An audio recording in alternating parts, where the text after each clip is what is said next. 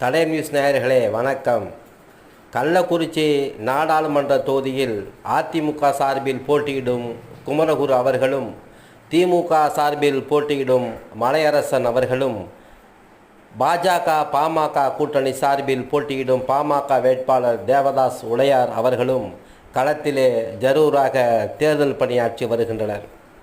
இருப்பினும் அதிமுக சார்பில் வேட்பாளராக போட்டியிடுகிற திரு குமரகுரு அவர்களுக்கு யோகோபித்த வெற்றி வாய்ப்பு அதிகமாக உள்ளது.